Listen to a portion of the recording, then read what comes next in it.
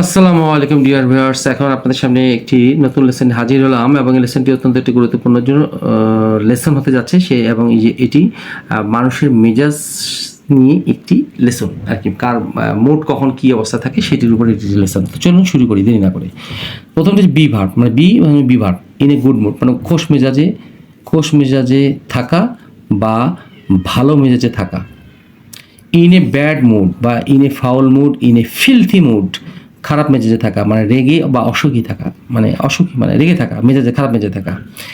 B in the mood for বা be in the mood to plus verb one, যার অর্থ হচ্ছে কোনো মেজাজে থাকা বা কোনো কিছুর জন্য প্রস্তুত থাকা, এই অর্থে এটা ব্যবহৃত হয়।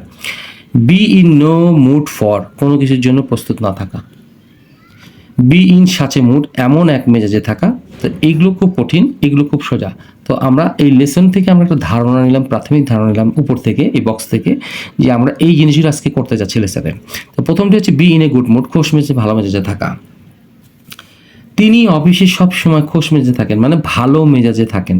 তাহলে he is always in a good mood. কোথায়? In the office. খোশ মেজাজে থাকার ইংরেজি হচ্ছে ইন এ গুড মুড। আচ্ছা, এখন হচ্ছে খারাপ মেজাজে থাকা বা রেগে থাকা। He is in a bad mood, in a foul mood, in a filthy mood. এটা ফিলদি না, ফিলথি উচ্চারণ হবে, হ্যাঁ, ফিলথি মুড, খারাপ মেজাজে থাকা। দ্বিতীয় এক্সাম্পলটি আমরা দেখি। আমাদের ইংরেজি শিক্ষক আজকাল আজকাল খারাপ মেজাজে আছেন।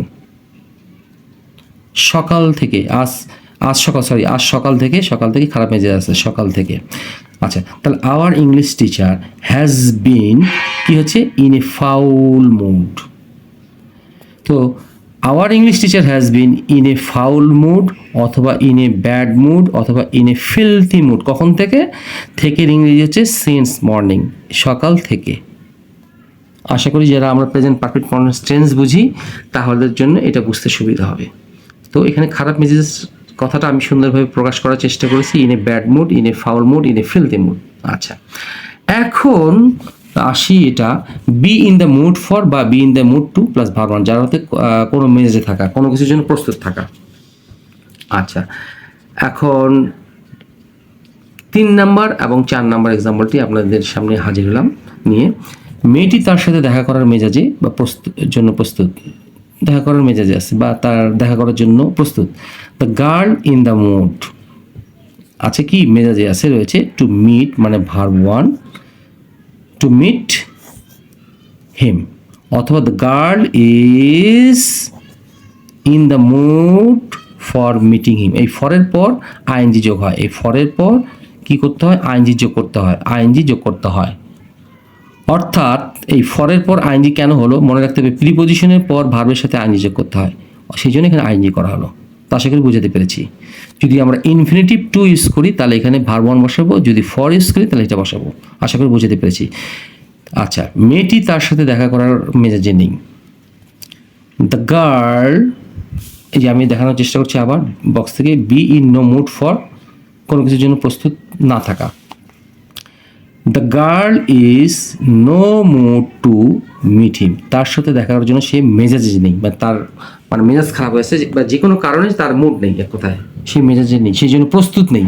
আচ্ছা, এখন আসি be such in a mood, এমন এক মেজাজে থাকা। তুমি এমন মেজাজে কেন?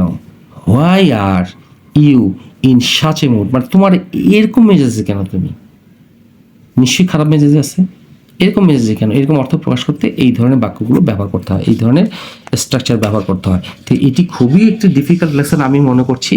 এটা না টেনে দেখার চেষ্টা করবেন এবং লাইন বাই লাইন আপনারা লিখে বা কারোর সাথে কথা বলে মনের ভাব প্রকাশ করার চেষ্টা করবেন এইভাবে।